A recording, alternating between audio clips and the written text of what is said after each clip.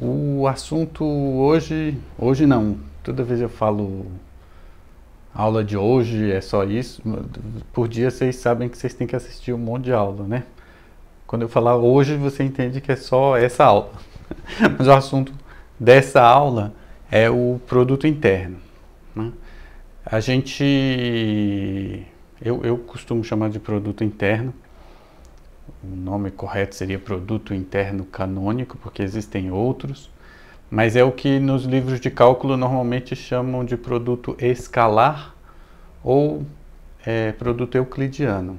Eu não gosto do nome produto escalar, porque a gente já tem o produto por escalar, que é você pegar um vetor e multiplicar por um número, né, por um escalar. O produto interno, que é esse produto escalar, ele é um produto entre dois vetores. Então você, fixado aí um Rn, você pega dois vetores de Rn e faz o produto, né? Eu não gosto muito de falar só de fórmula, então a gente não vai falar só da fórmula do produto interno. Eu quero que vocês entendam um pouco o produto interno geometricamente. Mas para a gente começar, eu vou jogar aqui uma fórmula para você. Então, normalmente, nos livros de cálculo, você vai ver o produto interno definido de duas maneiras. Ou assim, você pega dois vetores de Rn e o produto entre os dois é você multiplicar a primeira coordenada dos dois, a segunda coordenada dos dois, a terceira, a quarta, assim por diante, até a última coordenada dos dois, depois você soma tudo. Claro que se for um vetor de R2, você só vai somar esses dois primeiros, né? Mas dá para entender, né? Um outro jeito de definir esse produto euclidiano, produto interno, produto escalar, é dizer assim, o produto de A com B, ele é a norma do vetor A vezes a norma do vetor B vezes o cosseno do ângulo entre eles. Então, você tem um vetor A em Rn, um vetor B em Rn, e você tem um ângulo θ.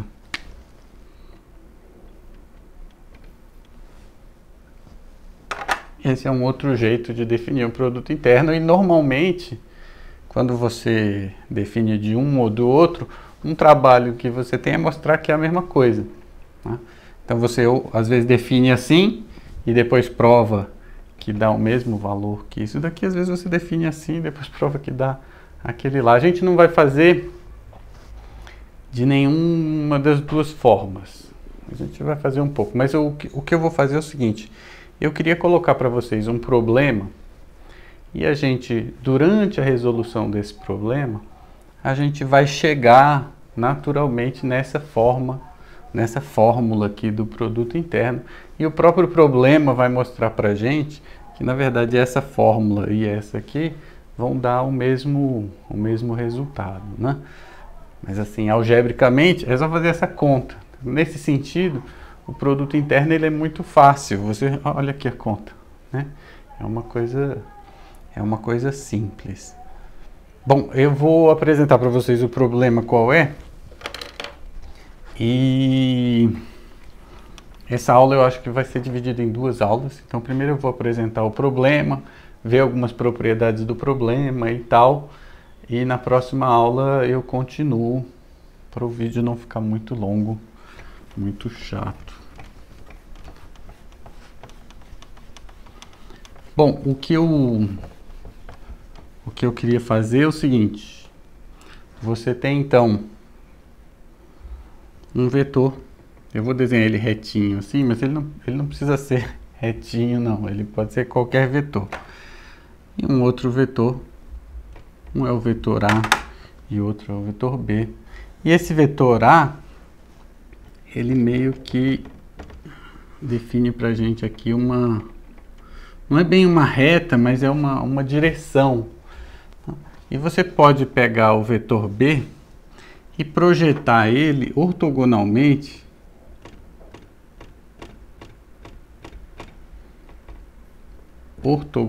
nessa direção. E aí, você vai ter aqui um ponto de interseção aqui e aqui. E eu queria falar desse tamanho aqui. Ops. Esse tamanho. Então, eu tenho o vetor A, tenho o vetor B, e eu quero trabalhar com esse tamanho aqui, que eu vou chamar de projeção em A.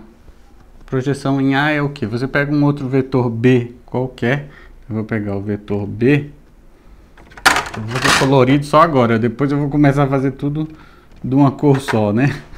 Eu vou pegar o vetor B e vou projetar ele no vetor A. Quando a gente fala em projeção, em RN, é muito comum a gente estar preocupado no seguinte, em decompor esse vetor B uma componente assim e uma componente assim, quer dizer, uma componente paralela ao vetor A e uma componente ortogonal ao vetor A, né? Então essa projeção costuma ser um vetor aqui de Rn também, é um vetor que é um múltiplo do vetor A, porque é um vetor paralelo ao vetor A. Agora a gente não quer falar disso não, eu queria falar só desse tamanho, certo? Então esse P de A, ele pega um vetor de Rn, que é o B, e leva num número, que é o tamanho dessa projeção, certo? Depois a gente vai poder usar isso que a gente está fazendo agora para encontrar essa decomposição que eu estava falando, né? Para poder escrever o vetor B com uma componente paralela a A e uma componente ortogonal a A, né?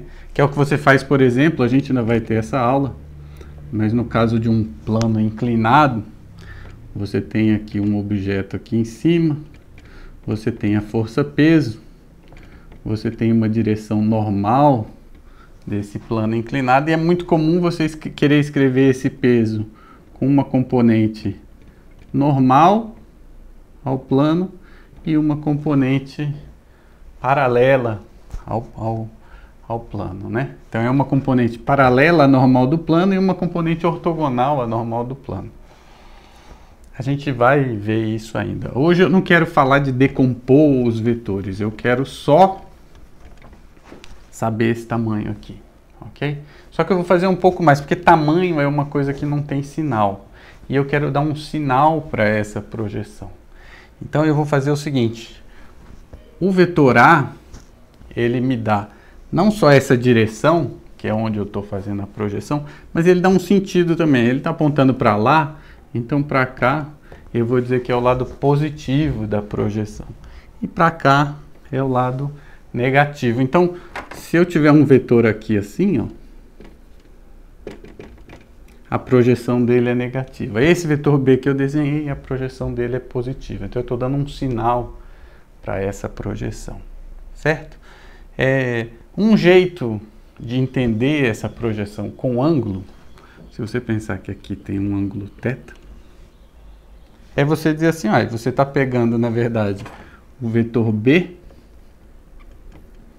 e está levando em norma de B cosseno desse ângulo θ. Essa é a projeção. É desse número que eu quero falar, certo? Essa projeção que eu defini, na verdade, é norma de B cosseno θ, certo? Só que eu não quero falar desse ângulo, não. Eu quero fazer o seguinte, esse vetor B, ele tem coordenadas B1, B2, B3, Bn, certo? E o vetor A tem coordenadas também. A1 até a N, certo? E aí o que eu quero fazer é usar só essas coordenadas para calcular isso aqui com uma fórmula que use só esses números ali, essas coordenadas. Ok? É isso que a gente vai fazer. Para fazer isso, a gente vai usar essas coisas que a gente aprendeu sobre transformações lineares, matrizes, esse tipo de coisa. Por quê? A primeira coisa que a gente vai fazer na aula de hoje, e talvez seja só isso que a gente vai fazer, vai ser verificar que essa transformação aqui, na verdade, ela é linear. O que significa isso? Ops. Vermelho fica ruim. Projetar em A o vetor B mais C, será que é igual a projetar em A o vetor B e somar isso uma projeção em A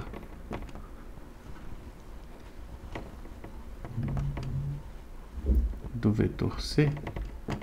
Será que isso é igual? Projeção em A. Projeção em A é essa função. Pega o vetor B e calcula o tamanho da projeção em A, só que é um tamanho com um sinal, né? Será que isso aqui é satisfeito? A outra, né? A projeção em A de um vetor alfa B, se eu multiplicar esse vetor alfa por um número, será que isso aqui é igual a alfa vezes a projeção em A do vetor B? Interrogação. É isso que a gente vai fazer um pouquinho mais organizado. Eu vou apagar aqui e vou fazer de novo. A gente vai desenhar o vetor A sempre deitado, mas ele não precisa estar deitado, certo?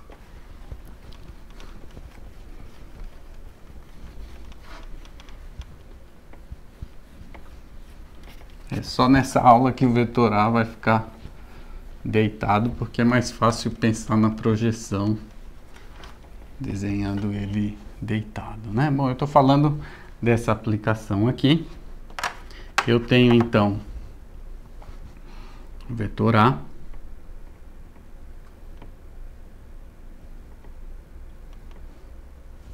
e eu tenho o vetor B. Eu quero ver primeiro o produto, então a projeção em A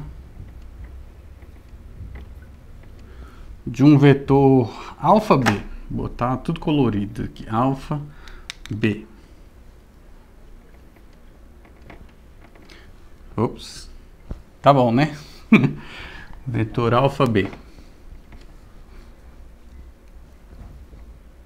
O que que acontece aqui? Eu estou pegando esse vetor B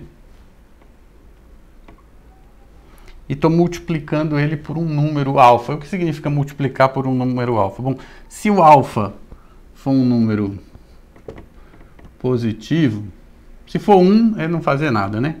Se for um número positivo maior que 1, significa esticar esse vetor aqui. Tá?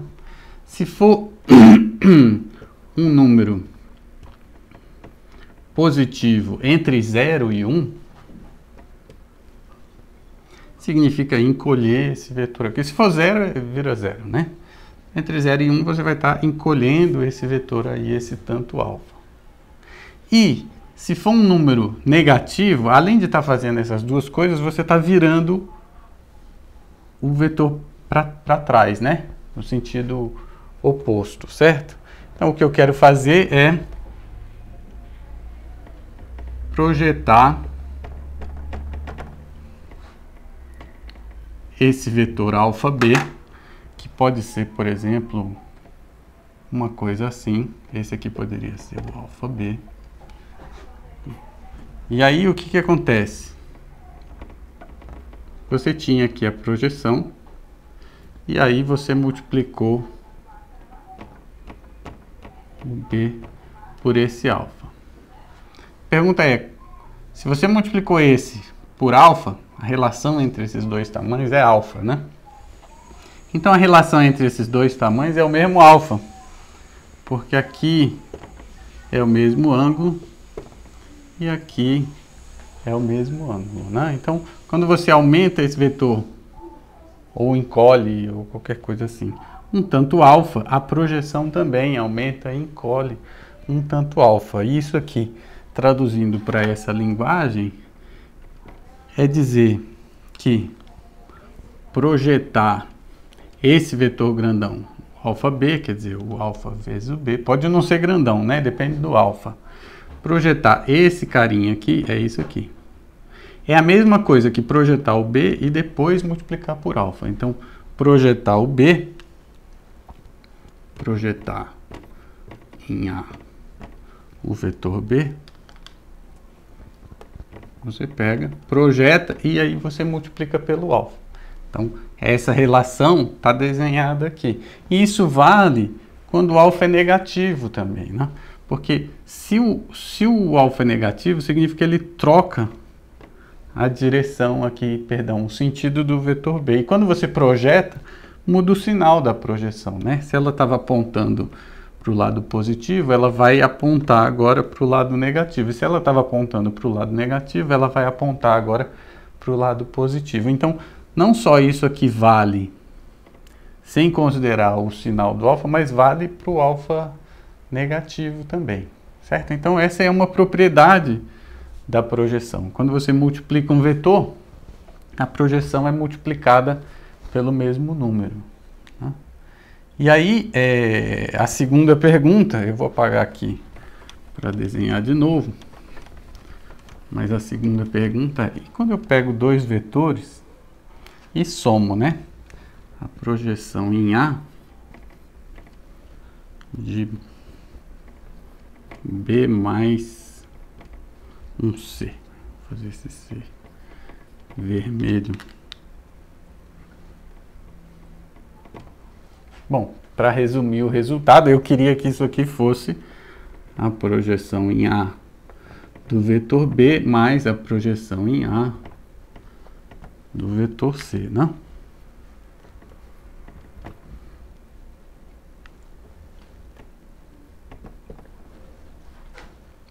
Certo? Se isso aqui a gente já viu que é satisfeito. Se isso aqui também for satisfeito, então essa projeção lá é uma transformação linear.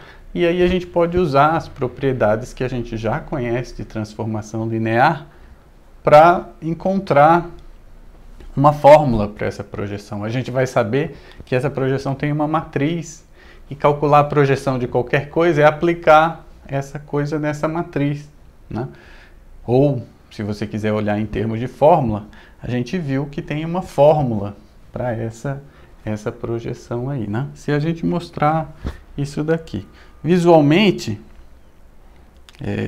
ficou tudo muito grande aí, mas eu tenho o vetor A aqui, eu tenho o vetor B, e eu tenho um vetor C, que eu não vou desenhar aqui, não, como eu vou somar ele com o vetor B, eu vou desenhar ele aqui.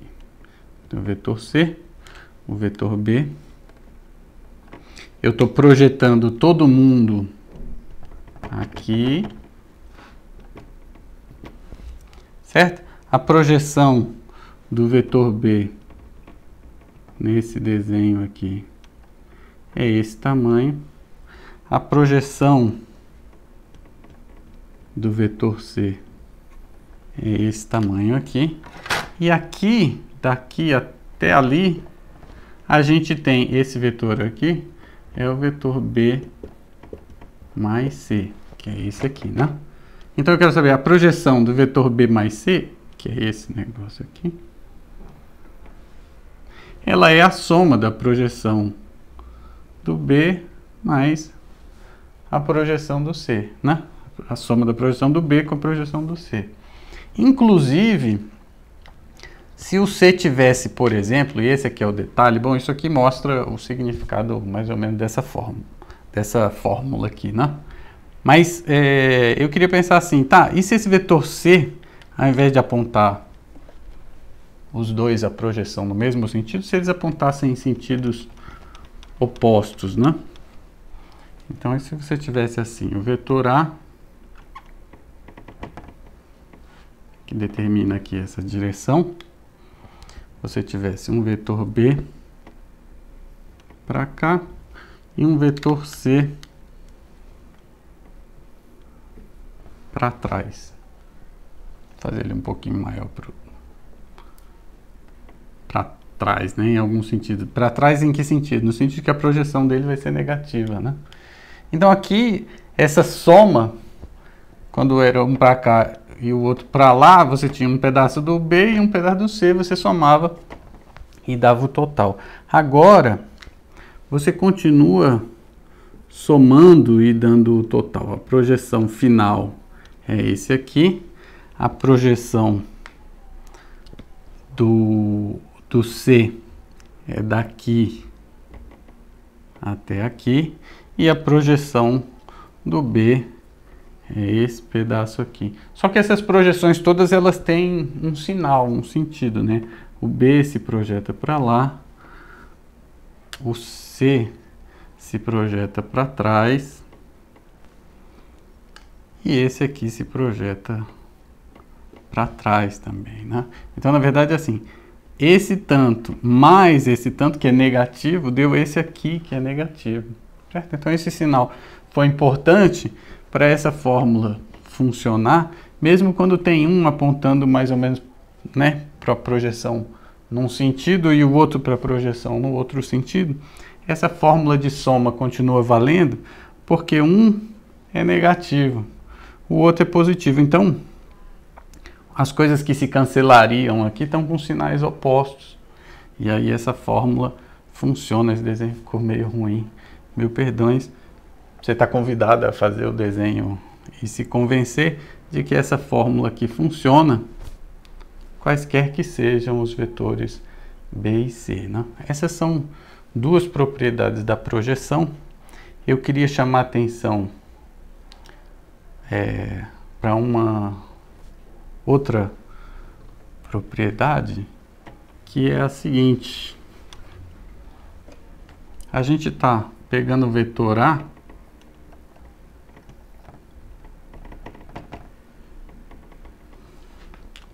e fazendo a projeção na direção e no sentido desse vetor A, né? Esse tamanho aqui é essa projeção, esse tamanho. A direção, na direção por quê? Porque é o A que determina essa direção. E o lado para onde o A está apontando determina o sentido, onde que a projeção é positiva e onde que a projeção é negativa. Agora, o tamanho do vetor A não interessa. Então, você podia aumentar ou diminuir esse vetor A aqui, que a projeção ia ser a mesma coisa. Você não pode multiplicar por um número negativo, porque aí você muda o sentido, né? Mas se você tiver um número positivo, projetar em A é a mesma coisa que projetar num alfa vezes A, quando o alfa é positivo, certo?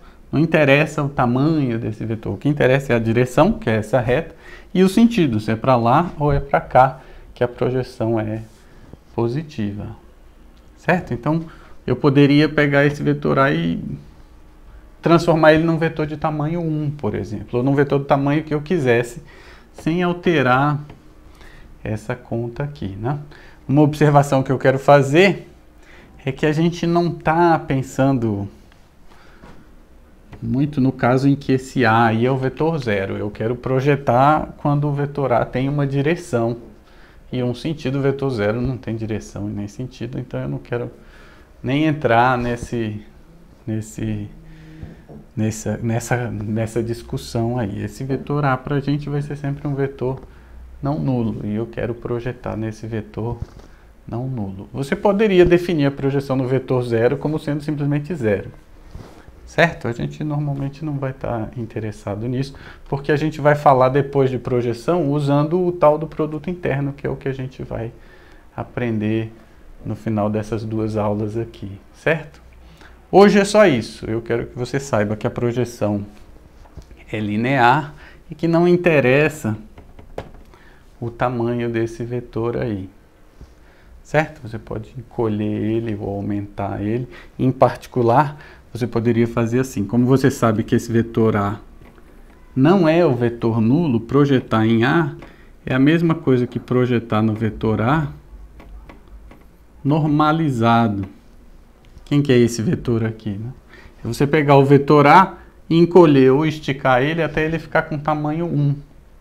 Certo? Então você pode fazer isso E a projeção não muda, porque a projeção só depende da direção e do sentido de ar. Quando você multiplica por um número positivo, que no caso é esse aqui, a projeção não muda, ok? A aula, não de hoje, mas essa aula é isso.